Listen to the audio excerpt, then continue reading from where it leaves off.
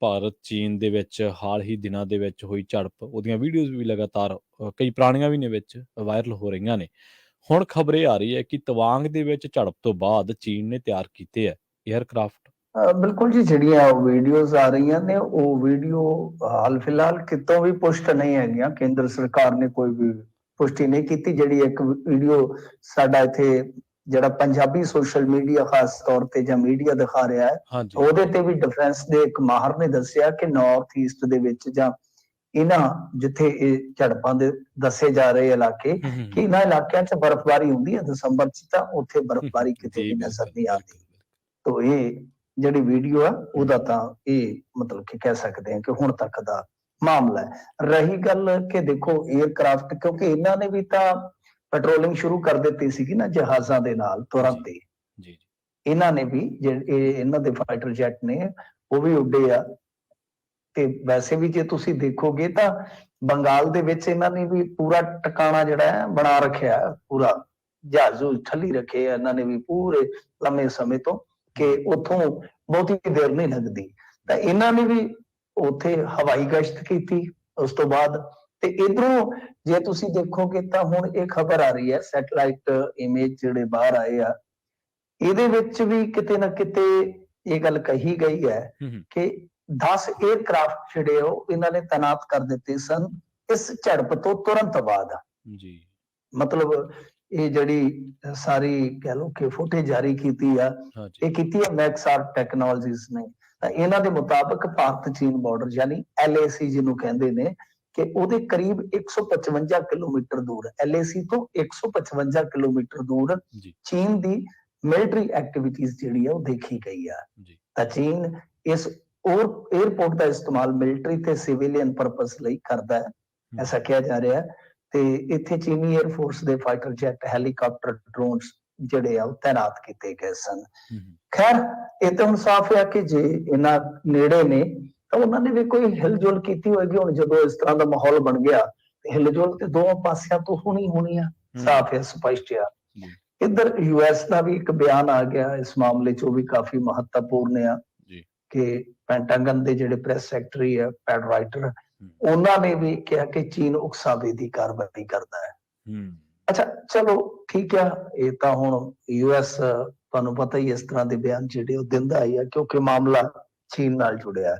ਦੇਖੋ ਇਹਦੇ 'ਚ ਕੀ ਹੈ ਕਿ 2-3 ਚੀਜ਼ਾਂ ਵੇਖਣ ਦੀ ਜ਼ਰੂਰਤ ਹੈ ਕਿ ਸਾਰਾ ਕੁਝ ਕਿਉਂ, ਕਿਉਂਕਿ ਜਵਾਬ ਤੇ ਕਿਉਂ ਦਾ ਹੀ ਲੱਭਣਾ ਹੈ ਨਾ, ਇਹ ਸਾਰਾ ਕੁਝ ਕਿਉਂ ਹੋ ਰਿਹਾ। ਬਿਲਕੁਲ ਸਾਡਾ ਸਾਰਾ ਮਤਲਬ ਕਿ ਜੋ ਬੋਲਣ ਦਾ ਕਹਿ ਲਓ ਕਿ ਮੰਤਵ ਹੁੰਦਾ ਉਹ ਇਹੀ ਹੈ ਕਿ ਕਿਉਂ ਹੋ ਰਿਹਾ। ਤਾਂ ਉਸ ਕਿਉਂ ਤੇ ਆ ਜਾਂਦੇ ਆ, ਇੱਧਰ ਉੱਧਰ ਗੱਲ ਕਰਨ ਦੀ ਥਾਂ ਤੇ 2 ਚੀਜ਼ਾਂ ਜਾਂ 3 ਚੀਜ਼ਾਂ ਤੁਸੀਂ ਮੁੱਖ ਤੌਰ ਤੇ ਲੈ ਸਕਦੇ ਹੋ, ਜਿਨ੍ਹਾਂ 'ਚ ਕੁਝ ਮਤਲਬ ਕਿ ਥੋੜੀ ਜਿਹੀ ਆਪਾਂ ਨੇੜੇ ਜਾਣ ਦੀ ਕਹਿ ਲਓ ਕੋਸ਼ਿਸ਼ ਕਰ ਸਕਦੇ ਹਾਂ ਕਿ ਮਾਮਲਾ ਹੈ ਕੀ ਆ। ਕਿ ਇੱਕ ਤੇ ਹੈ ਕਿ ਜਿਨਪਿੰਗ ਦੇ ਖਿਲਾਫ ਚਾਈਨਾ ਦੇ ਵਿੱਚ ਬੜੇ ਪ੍ਰੋਟੈਸਟ ਹੋਏ ਨੇ ਬੀਤੇ ਦਿਨੀ। ਤਾਂ ਕਈ ਵਾਰ ਹੁੰਦਾ ਹੈ ਕਿ ਧਿਆਨ ਡਾਇਵਰਟ ਕਰਨ ਵਾਸਤੇ ਜੋ ਪੋਲੀਟੀਕਲੀ ਕਹੋ ਕਿ ਇਹਨਾਂ ਦੀਆਂ ਜ਼ਰੂਰਤਾਂ ਹੁੰਦੀਆਂ ਨਾ, ਤਾਂ ਉਹਨਾਂ ਵਾਸਤੇ ਆਰਮੀ ਐਕਸ਼ਨ ਵਰਤੇ ਜਾਂਦੇ ਨੇ। ਇਹ ਤਕਰੀਬਨ ਹਰੇਕ ਮੁਲਕ 'ਚ ਹੁੰਦਾ ਤੇ ਭਾਰਤ ਦੇ ਵਿੱਚ ਵੀ ਅਜਿਹਾ ਹੋਇਆ, ਇਹ ਅਸੀਂ ਵੇਖਿਆ ਵੀ ਆ। ਤੇ ਇਹਦੇ ਤੇ ਸਿਆਸਤ ਜਿਹੜੀ ਆ ਮਿਲਟਰੀ ਆਪਰੇਸ਼ਨਾਂ ਤੇ ਹੁੰਦੀ ਆ। ਦੂਜੀ ਚੀਜ਼ ਜਿਹੜੀ ਆ, ਦੇਖੋ ਕੁਝ ਦਿਨ ਪਹਿਲਾਂ ਇੱਥੇ ਜਿਹੜੀ LAC ਦਾ ਹੁਣ ਜ਼ਿਕਰ ਕੀਤਾ, ਇਹ ਤੋਂ ਮਹਿਜ਼ 100 ਕਿਲੋਮੀਟਰ, ਹੁਣ ਆਪਾਂ 155 ਕਿਲੋਮੀਟਰ ਦੀ ਗੱਲ ਕੀਤੀ ਹੈ ਨਾ, ਕਿ ਬਹੁਤ ਨੇੜੇ ਹੋ ਗਿਆ। ਜਹਾਜ਼ ਲਈ 155 ਕਿਲੋਮੀਟਰ ਕੀ, ਔਰ ਉਹ ਵੀ ਫਾਈਟਰ ਜੈਟ ਆ ਜਾਂ 에ਅਰਕ੍ਰਾਫਟ ਆ, ਉਹਦੇ ਵਾਸਤੇ ਕੀ ਆ। LAC ਤੋਂ ਸਿਰਫ 100 ਕਿਲੋਮੀਟਰ ਦੂਰ ਉੱਤਰਾਖੰਡ 'ਚ ਭਾਰਤ ਤੇ US ਨੇ ਜੰਗੀ ਅਭਿਆਸ ਕੀਤਾ ਜ਼ੋਰ। ਠੀਕ ਹੈ ਜੀ। ਤਾਂ ਚੀਨ ਨੇ ਬਹੁਤ ਉਹਦੀ ਕੌੜ ਮਨਾਈ ਸੀਗੀ, ਠੀਕ ਹੈ, ਬਹੁਤ ਜ਼ਿਆਦਾ ਜੀ।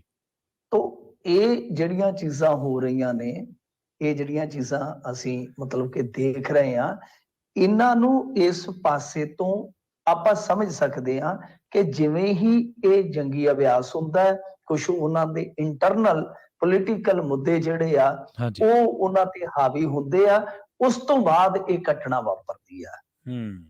ਤਾਂ ਕਿਉਂਕਿ ਚੀਨ 2 ਚੀਜ਼ਾਂ ਤੇ ਹਮੇਸ਼ਾ ਅੱਗੇ ਵੱਧਦਾ, ਇੱਕ ਵਿਸਤਾਰਵਾਦ ਤੇ ਦੂਸਰਾ ਹੈ ਕਿ ਹਮਲਾਵਰ।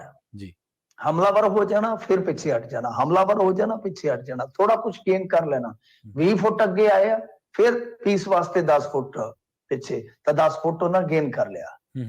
तो उन्होंने विस्तारवादी नीति इस तरह चलती है ਅੱਗੇ ਵੀ ਅਸੀਂ ਵੇਖਿਆ ਕਿ ਜਦੋਂ ਪੈਂਗੋਂਗ ਝੀਲ ਦਾ ਰੌਲਾ ਪਿਆ, ਹੌਟ ਸਪਰਿੰਗ ਦਾ ਰੌਲਾ ਪਿਆ, ਗੋਗਰਾ ਵਾਲਾ ਗਲਵਾਨ ਵੈਲੀ ਦੇ ਵਿੱਚ ਜਿਹੜਾ ਟਕਰਾਅ ਹੋਇਆ, ਇਹ ਸਾਰੀਆਂ ਚੀਜ਼ਾਂ ਦੇ ਵਿੱਚ ਚੀਨ ਦੀ ਜਿਹੜੀ ਵਿਸਥਾਰਵਾਦੀ ਨੀਤੀ ਆ ਉਹ ਸਾਫ਼ ਝਲਕਦੀ ਹੈ। ਤਾਂ ਇਹ ਕਿਉਂ ਦਾ ਜਵਾਬ ਤਾਂ ਇਹੋ ਹੀ ਆ, 2-3 ਮੁੱਦੇ ਆ, ਕਿਉਂਕਿ ਵਿਸਥਾਰਵਾਦ ਤਾਂ ਉਹਨਾਂ ਦੀ ਜਿਹੜੀ ਇੱਕ ਤਰ੍ਹਾਂ ਨਾਲ ਕਹਿ ਲਓ ਕਿ ਮੂਲ ਤੌਰ ਤੇ ਜ਼ਰੂਰਤ ਵੀ ਹੈ, ਕਿਉਂਕਿ ਜੇ ਤੁਸੀਂ ਦੇਖੋਗੇ ਉਹਨਾਂ ਦੀ ਜਿਹੜੀ ਲੈਂਡ ਆ ਨਾ, ਤਕਰੀਬਨ ਲੈਂਡ ਜਿਹੜੀ ਹੈ ਉਹਨਾਂ ਦੀ 43% ਨੱਪੀ ਹੋਈ ਹੈ ਜੀ। ਜਿਹੜਾ ਅੱਜ ਤਾਂ ਤੁਸੀਂ ਚਾਈਨਾ ਦੇਖਦੇ ਹੋ ਨਾ, ਚਾਹੇ ਉਹ ਇਨਰ ਮੰਗੋਲੀਆ ਲਾ ਲਓ, ਤਿੱਬਤ ਲਾ ਲਓ, ਔਰ ਜਿੱਥੇ ਉਹ ਉਗਰ ਹੈਗੇ ਆ ਨਾ, ਉਇਗਰ ਮੁਸਲਮਾਨ, ਹਜ਼ੂਰ ਪੂਰਬੀ ਤੁਰਕੀ ਹੈ।